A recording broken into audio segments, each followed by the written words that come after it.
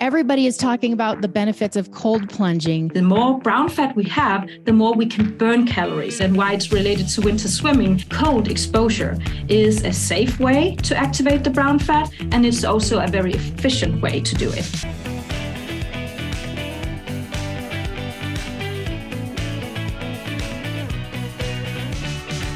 This is the Mentors and Moguls podcast with Heather R. Stone. Hello and welcome to the Mentors and Moguls podcast. I'm your host, Heather Stone, and do we have a treat for you today? If you haven't been living under a rock, you've heard about cold plunge and all of the benefits, and it is very trending right now. Even though it's not a new concept, it's very top of mind right now. I personally have been doing cold plunge for my next world record that I'm going to set hopefully later in 2024. And I thought, who better to come on and give us some great advice and dispel a lot of the myths and really educate us on the benefits of cold plunging and breathing and the like. Let me introduce to you my special guest, Dr. Susanna Søberg. Welcome. Thank you so much, Heather. Thank you for inviting me.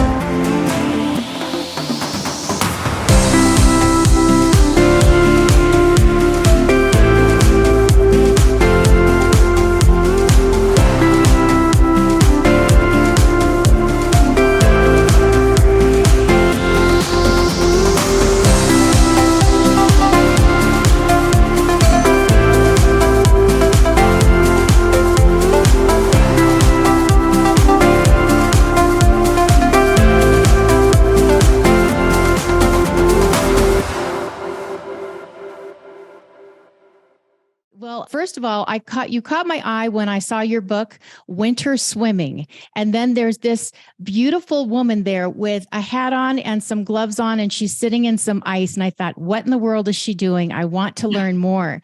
So let's go back a little bit.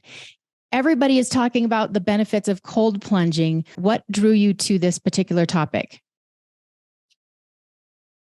Well, I think it's very normal that these kind of things is always a journey. So somehow one thing leads to another. And for me, it was starting off wanting to do preventive medicine. I wanted to study something that I could go out and give advice to people to say, well, if you do this, you will either stay healthy or you can become healthy without taking maybe medication. So I wanted to reach the group of people who are still the largest, which is those who are still healthy, and wanted to give them advice how to also stay there. So we know more about how can we lower inflammation, which is the root cause of many of the lifestyle diseases that we see today. And cardiovascular diseases is the number one cause of death worldwide. So we know that inflammation and stress is something that we will have to look more into and know more about if we want to stop this curve and have it more plateau out or even go down.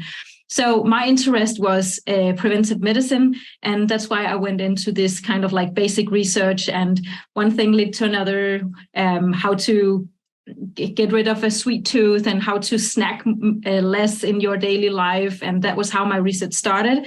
But then it kind of developed into brown fat research, because that was what they were researching in the group where I was in Copenhagen at Rigshospitalet. So it was kind of course, a coincidence also in also an interest there. So I wanted to research something that was also new, and this was definitely something new. Brown fat is probably not something people have heard much about, but it is our healthy kind of fat. So that is what we're going to talk about today, the good and the bad fat in your body. Which is interesting. So I just learned about brown fat, and I thought, what in the world is that? I just thought fat was fat, but brown fat it's a different mechanism. So what is brown fat? Can you tell us that? And then how do you can you target that? And what's the benefit of trying to target that?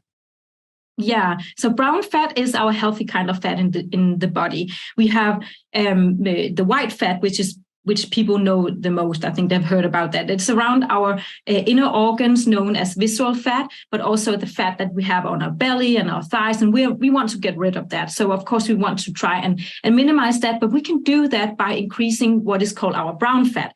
So our healthy kind of fat that is increasing our calorie burning in the body. The more brown fat we have, the more we can burn calories. And I can tell you the mechanism about that just in a minute.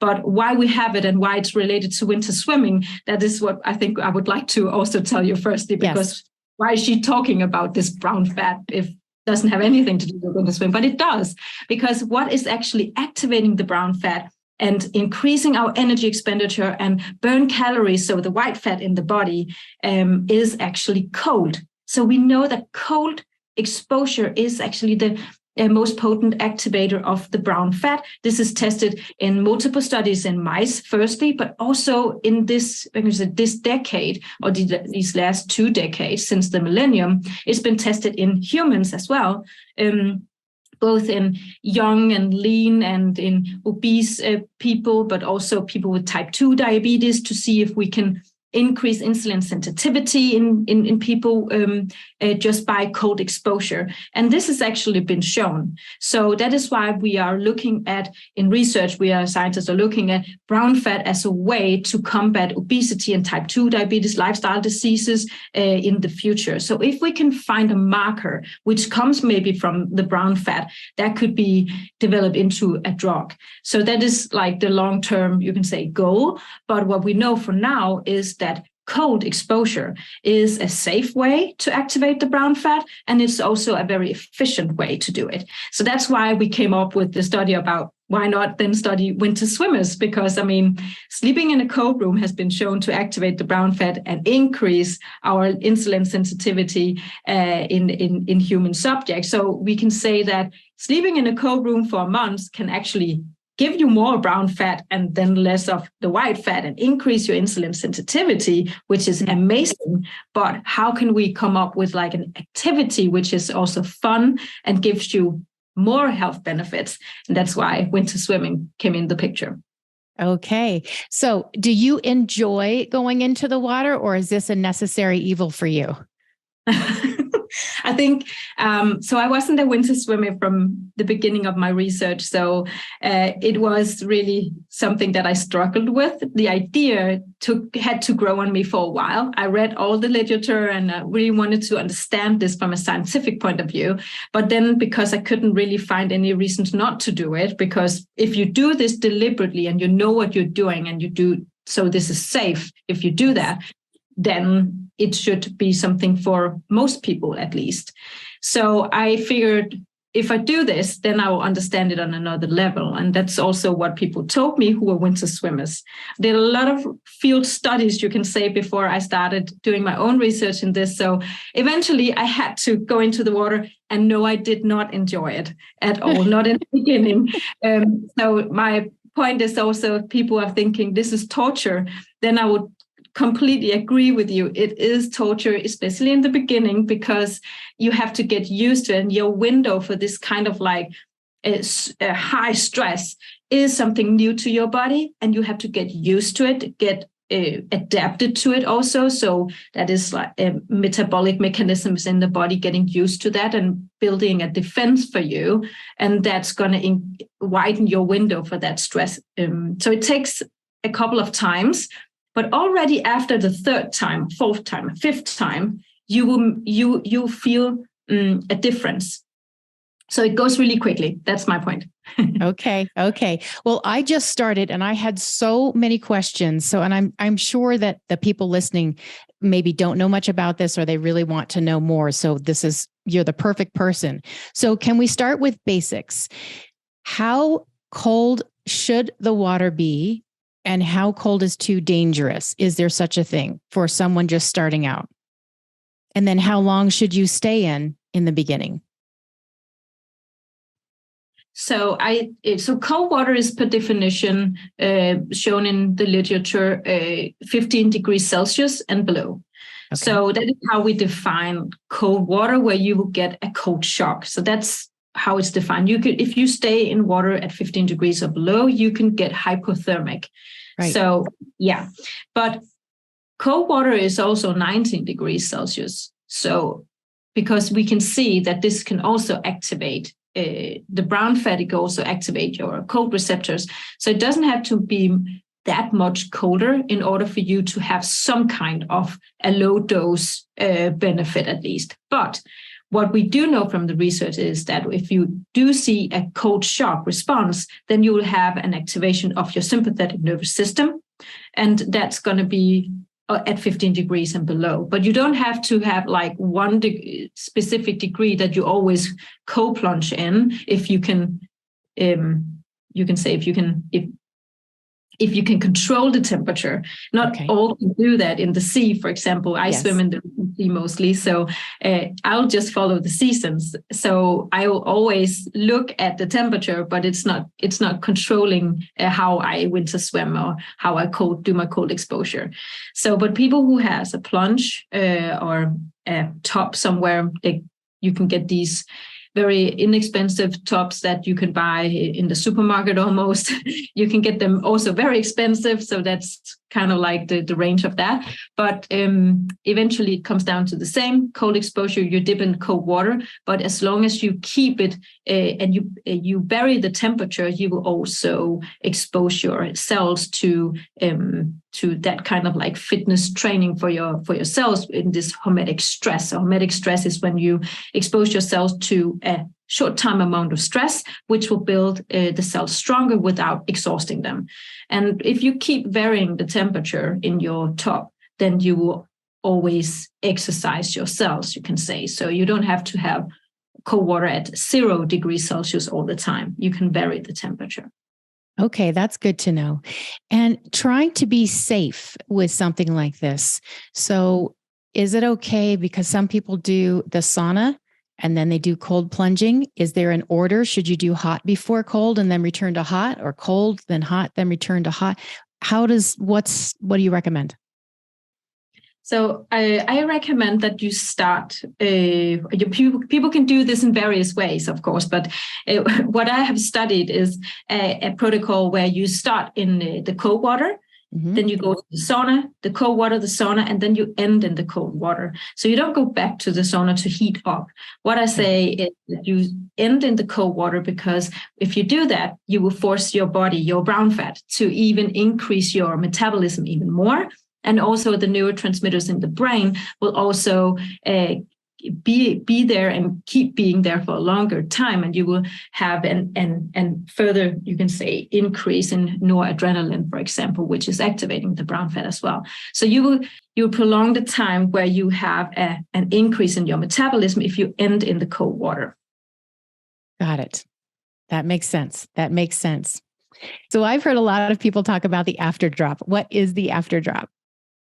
Okay, so the after drop is when you get out of the water and your blood vessels will open up again. So you will have the warm blood floating from your core to your cold extremities, so your hands and your feet, and all the cold tissue will cool down the blood, and then it will go back to the core again, and temperature receptors will sense that the blood has now been cooled, and that will decrease, of course, the temperature in your core. That sends a signal to the brain that now you are even colder than you were in the water, because now you went up. So you should always think about your cold exposure as when you are in the water, that is not the coldest you will be, I always say. The coldest you will be is when you go up, because your blood vessels will dilate again and the blood will flow out. So if you start to shiver after your cold dip, that is completely normal, especially in the beginning, because that's where you have to get adapted, and it's going to take some time. And if you shiver, it's cool enough. You don't have to be scared, but keep moving. I always say that if you keep moving, then you also use your muscles, and your muscles will help you increase your metabolism. And metabolism and thermogenesis, it's called, is also heat. So that's the outcome of activating your brown fat in a longer time, but also your muscles. And that's going to increase both your metabolism, but also heat in your body. So you get warmer, and that's going to go quicker with time if you end on the cold. Okay, good to know. So I was in a lake last week. We didn't know how cold it was until we actually finished, but it was about 41 degrees Fahrenheit. And we were in the lake and got out, and I was okay. I did some slow breathing, and we're going to talk about breathing techniques because I think you've got some good advice about that. Did some slow breathing, was able to stay in there. But after I got out, my hands and my ankles started to ache. Is this normal? Oh, yeah, that's normal. Yeah, either it does it in the water or after. It's completely normal. But my advice for that, and I don't know why but it really helps a lot if you wear neoprene shoes and also just some gloves. I can swim in the water, but after the swim, I'll take my hands up from the water, and that helps a lot. So you can stay a little bit longer until you have gained the benefits of after getting over the cold shock. So maybe try some shoes, I would suggest. I'll give it a try. Well, yeah. I love the fact that there's an art to perhaps the breathing techniques when you're in the water. Can you shed any light on that? Or what's your advice as far as someone starting out trying to get a grip on, oh my gosh, I'm going to step into something that is kind of unbearable? Yeah. And it is a little bit unbearable. And that's why we should talk about also the breathing techniques and why your breathing is the key to your nervous system and the key to succeed in this kind of activity. Because it's very extreme for your nervous system to go into ice cold water if you are not used to it. So the way to control that and get through this, you can say, imitated kind of like panic attack, which it is for your body, because you activate your fight and flight system and that part of your nervous system. You should use your breath to lower that activation. So you can switch from the sympathetic nervous system to the parasympathetic nervous system, so your rest and digest system. So you can do that by do some slow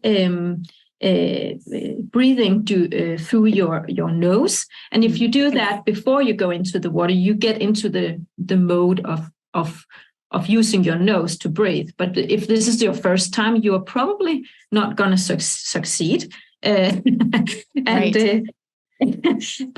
that's okay. I think it took me 15 times to succeed this. So wow. If anyone out there thinking, well, I'm up to my 10th now and I still can't do it, then I just want to say that just keep going, because it's going to work at some point. For some people, it's already the first time. So this really depends on how cold adapted are you, how is your nervous system.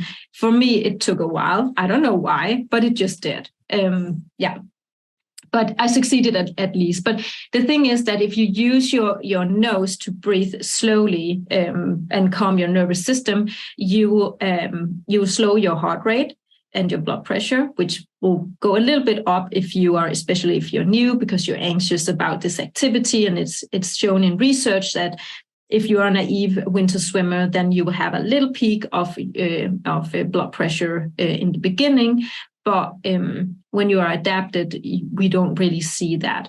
But we still see an activation of the cold shock response, so noradrenaline and adrenaline, and it's very little for the cortisol level. So that's actually not increasing. So it's pretty much the noradrenaline which is going up. But if you breathe through your nose, you can slow down the activation, which means you will switch to a more rest part of your nervous system, and then you can breathe slowly and you can stay in the water for a little bit longer until you have gained the benefits. Okay. You did mention a few things. You talked about blood pressure and cortisol, and those are on my list to ask you about. So if you have high blood pressure, should you not do cold plunging, or is this a benefit to someone who suffers from high blood pressure? If you have unregulated high blood pressure, or if you have high blood pressure and it's not, and therefore not regulated, then you should go see your doctor. I don't recommend this kind of activity for people who has heart diseases and unregulated high blood pressure or high blood pressure just in general, because this is very stressful for the heart.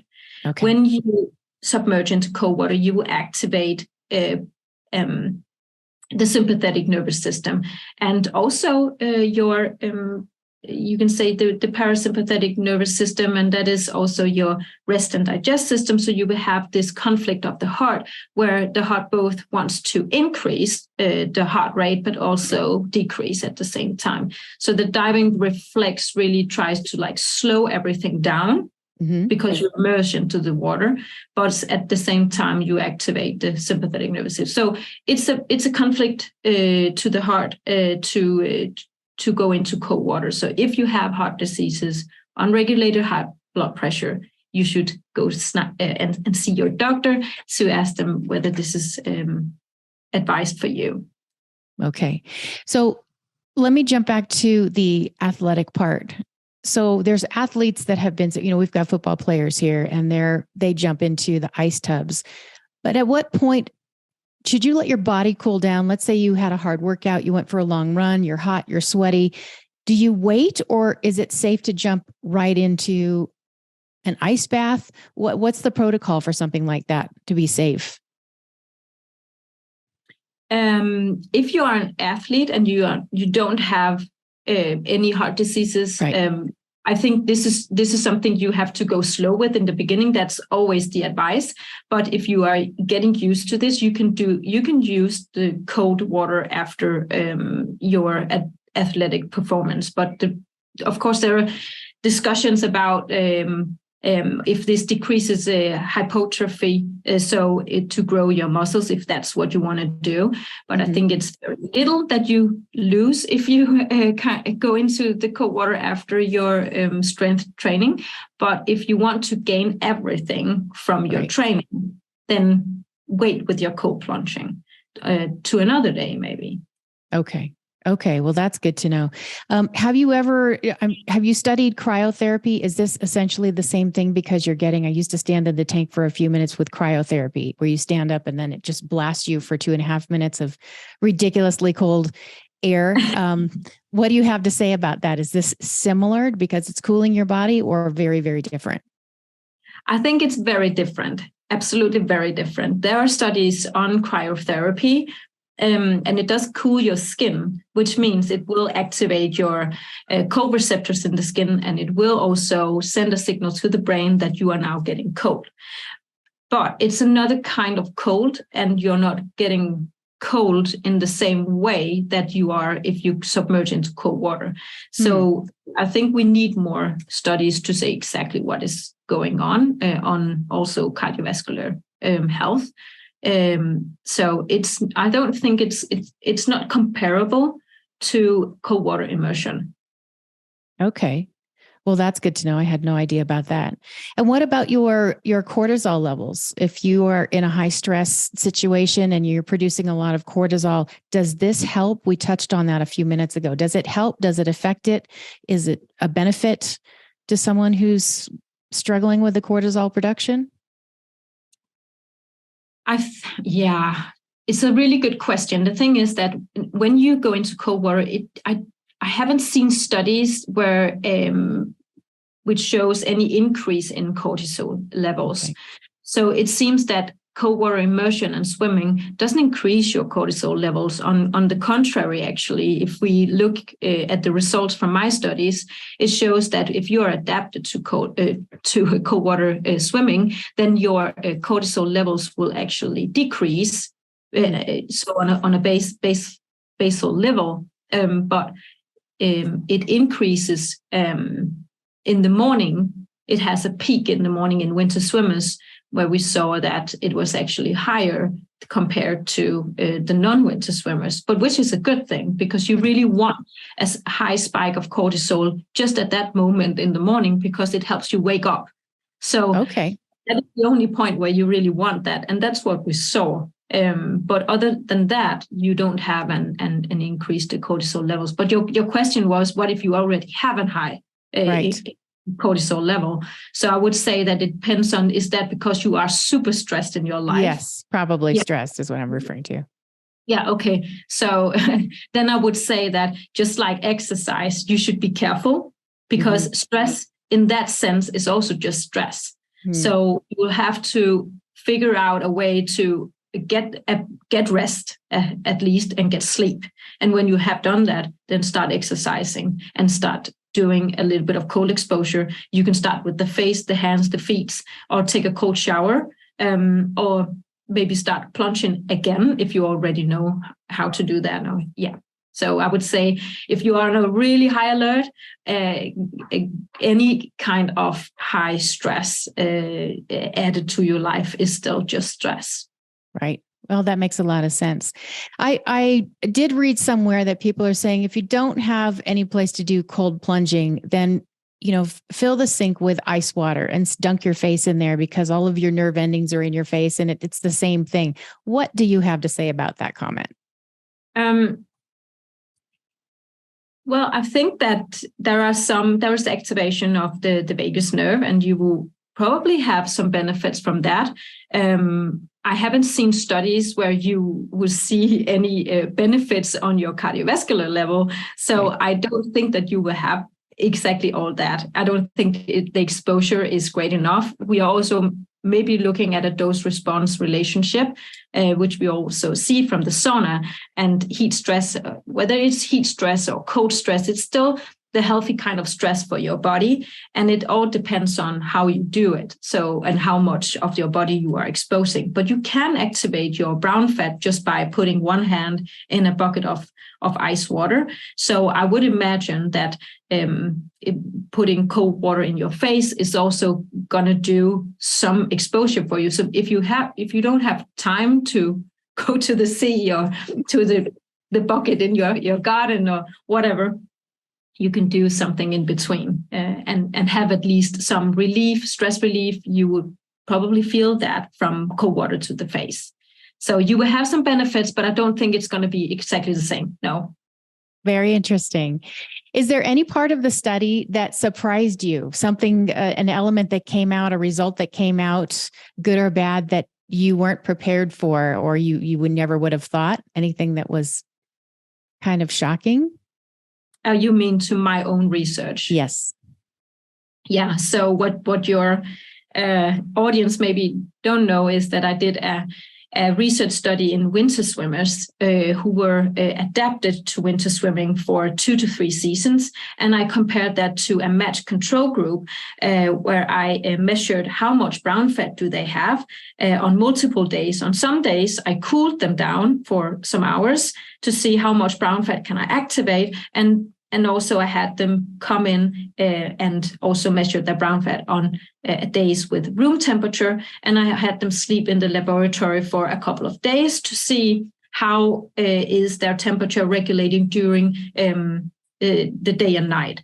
So in that way, we got a really good pick. We also took fat biopsies and stuff like that, blood pressure and blood samples and everything. We did a lot on all these days. So we measured all this to see what kind of parameters were the same or different between adapted winter swimmers and those who have never done this before.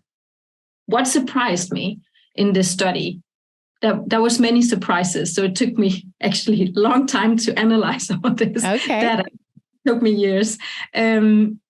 One of the surprises were that it seemed that the winter swimmers had a lower insulin level, just baseline during fasting, and on all the days they were in the laboratory. I did not imagine that. So, and they were all healthy and young. So it's really hard to see any difference normally in this young population, you can say. But we did see that it had lower levels of insulin, which is a good thing, because if you have lower insulin levels, it means that your body doesn't need more insulin to help the glucose or the sugar into the cells. And that is an indication that you have an increased insulin sensitivity. And what we also saw was that the winter swimmers had a fast glucose metabolism, meaning that after they had a drink of sugar, they got rid of the sugar from the bloodstream faster than the control group, which also didn't expect. And I would say if I should give you a third surprise, yes. It would be that one of the winter swimmers didn't have any brown fat when we measured this in all our subjects. So there was one who actually just didn't have any. And he also acted differently when I cooled them. So compared to the other winter swimmers, he shivered fast and had a really hard time keeping his peripheral temperature up. And I didn't know that he didn't have any brown fat. Of course, I could just feel that he was reacting differently to the cold exposure, and I had a little bit difficult time controlling the temperature and not making shiver and stuff like that. So it was really a more difficult, you can say, task to control the temperature in a person who doesn't have any brown fat. But this might indicate that people who don't have that much brown fat also freeze more or freeze easily, have more difficult time getting warm. Right. So, but if you have some brown fat, you should work on it and grow it just like a muscle. That is why you should expose yourself to the cold, like you are exposing yourself to exercise while running and strength training and building your muscles. Then think about your brown fat as a metabolic muscle that you have to grow. If you can do that, you will get warmer because it increases your heat in your body, but it also increases your metabolism. So you have so many benefits from doing this if you have brown fat, but he didn't. So I was, just surprised. But it's seen before in the literature. It's not the first time, but it's just fun to have like one subject being that outlier. So that was That's right. That's right. So how in the world, what's the measurement process to find out how much brown fat you have? Is it fairly simple or is it complicated? Oh, it's so complicated. Okay. It's still complicated. You have to measure this in a PET-CT scanner, which we usually only use for scannings of cancer patients and stuff like that. So it's a expensive scanning. So we can almost only do this in research. We don't scan people to find out how much brown fat they have, not yet. Right. So PET-CT scannings and infrared thermography also, but it's all very expensive equipment. Okay. All right. Most people will not go to those links. They're not that obsessed to find out anything about it. So a question for you. The fact that you're cold plunging, does it make a difference if you have, a hat on your head, gloves on your hands, or your hands are out of the water and your head is out of the water versus some people completely dunk themselves underneath the cold water? Does that make a difference or not? It definitely makes a difference because you have so many cold receptors in your palms, and you have a lot of cold receptors in your face. So you have many cold receptors on your palms and your feet and also your face. And when you dunk your head, you will have a fast way of cooling your core temperature because there is no isolation from your head to your arteries in your neck and to the core where your vital organs are, and also your temperature sensors, which sends a signal to your temperature regulating center in the brain. So there is this very cool study, I think, from Canada, which shows they have compared studies of heat loss from cold water immersion in subjects who only submerge up to the neck compared to studies where they also dunk the head. Right. So what they saw was that when you submerge the body up to the neck, you will have a heat loss rate of 11%. And if you dunk the head, you will have a further increase of heat loss by 36%, which shows that, it's quite a lot. So that it's just not, I'm not saying that people should not dunk the head. I'm just talking from safety perspective as well. So when you do that, So actually, yeah, I am saying that you should have your precautions and you should be safe. And I don't recommend that people dunk the head because there is a risk of fainting in the water. So, and I also say never go alone in the water, whether you dunk in a plunge or you go to the sea, because you could actually faint in the water. And this is because when you have that high or fast heat loss when you dunk the head, and at the same time have a 30 to 40% less blood flow to the brain, because you also activate the sympathetic nervous system, that is why you can get a dizzy from plunging, from dunking the head into the cold water. So it's really something that you should think about when you do your cold exposure. You get the benefits from just submerging up to your neck. You don't have to do the dunk with your head. That's really good to know, because I think a lot of people think they have to dunk their head, but almost you're giving them a cautionary warning to say, probably don't start that. Okay, that's a good piece of information to know.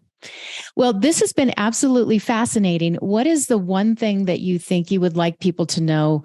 Is there an age bracket that is best suited for this, and maybe an age bracket that you say, you're too young, you're too old? Does there exist such parameters with cold plunging or swimming? It's a really good question. I think that children, we should be careful because they have a large volume to their or ratio to their mass, meaning that they have less muscle mass to increase their heat in the body. They probably have a lot of brown fat, but it's still not that much compared to how large the surface of the body is. So when a child submerged into cold water, they will become hypothermic way faster than an adult. But a study has researched this and put adults into cold water, and also young children of average 12 years old.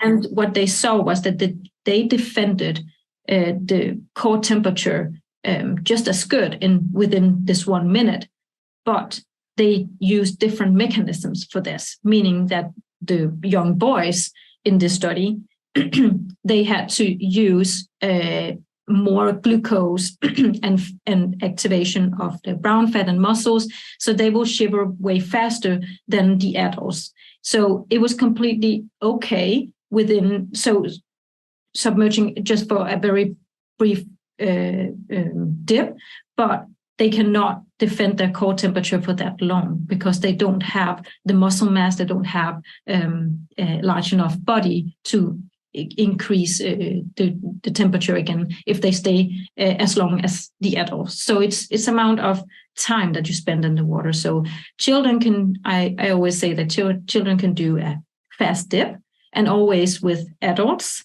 and they have to have the option to heat themselves up with warm clothes, maybe a warm drink, maybe go into a sauna or something. They should have the option to do these kind of things so they don't get too cold. Got it. Well, this has been fascinating. I know we could talk all day about the benefits of this, but I love it. I want to tell everybody, go out and find her book, Winter Swimming. And where can they find more? Where can they follow you? And where can they find out more about you and follow your research and where you're going from here? So they can find Winter Swimming on Amazon, on all your Amazons, on Canada, US, and Australia, India, wherever you are. So it's my book, which I wrote while I was a PhD student, about all the benefits and also safety about going into the cold water and sauna. So, and people can find me on Instagram on Susanna Søberg. They can find me on Soeberg Institute, which is my school where I teach what is called the Thermalist approach. So this is how you can use cold and heat and your breathing for a better health. So this is my practical guide, you can say. Well, it's fascinating. I encourage everyone to go out and pick up a copy of your book and follow you and really dive deep into your institute and all of the teachings there. I thank you so much for your time today, and we will follow you and see where we go from here next year.